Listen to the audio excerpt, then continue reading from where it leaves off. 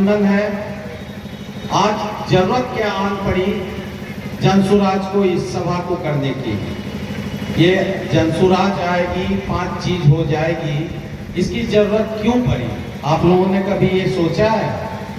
30-35 सालों से पिछले हर लोग अपने जीवन को अच्छे से जी रहे हैं, अपने ढंग से आप लोग अपने जीवन को अच्छे से जी रहे हैं। आपके बच्चे भी अच्छी पढ़ाई कर रहे हैं। आपने अपने जीवन को सुधारने के लिए, अपने बच्चों की शिक्षा को सुधारने के लिए आपने अभी तक 30-35 सालों में क्या किया? हर 5 साल पे आप वोट देते हैं और जाति और पार्टी के दलदल से उभर नहीं पाते। तभी तो एक 15 साल तक शासन किया और एक शासक ने 20 साल तक शासन किया। लेकिन चुनाव के समय आपको इन बातों से कोई फर्क नहीं पड़ता। बस उस समय सिर्फ जाति और पार्टी के चंगुल में आप रहकर भूल जाते हैं कि आपकी क्या स्थिति है, आपके बच्चों की क्या स्थिति है। जनसुराज की सोच क्या है? आपके जीवन की शैली को सुधारने के लिए, जीवन के स्तर को सुधारने के लिए, किसान भाइयों के स्तर को सुधारने के लिए, बच्चों के शिक्षा का स्तर को सुधारने के लिए, ये आपको सभी वक्ता बताएंगे और सभी जगह लिखा हुआ भी है।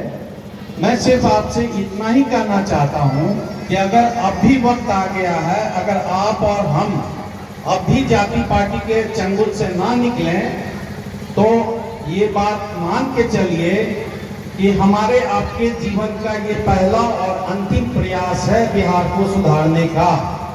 इसके बाद कोई नहीं आएगा हमारे आपके जीवन काल में, हमारे बच्चे के जीवन काल में कोई आए या नहीं आए। जैसे गांधी जी के बाद, जयप्रकाश नारायण के बाद कभी कोई नहीं आए। आप ये बताएं, बिहार में आज तक किसी को आपने 2 साल तक पैदल चलते हुए देखा है? किसी नेता को गली गली में जाते देखा? गांव में रात में सोते हुए देखा है?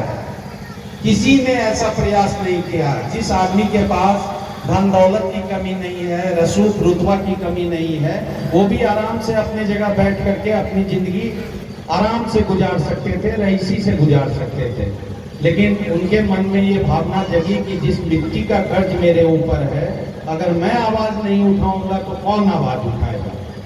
तो आप लोग चुनाव के समय में ये वोट मांगने के लिए सभा नहीं की जा रही है। मनीष भाई ने जैसा बताया, ये आपके घर घर तक आपके जरिए ये संदेश पहुंचाने की कवायद है कि आपके हमारे जीवन को बेहतर कैसे बनाया जा सकता है, आपके हमारे बच्चों के शिक्षा की व्यवस्था में कैसे सुधार लाया जा सकता है। किसानों पे जो अभी भूमि सर्वे के नाम पे, दाखिल खारिज के नाम पे जो भी घुसखोरी चल रही है, अन्याय हो रहा है, लोगों का नाम गलत चढ़ा दिया जा रहा है, उसके बाद आप दौड़ते रहे। इससे किसानों को हम बेहतर कैसे कर सकें?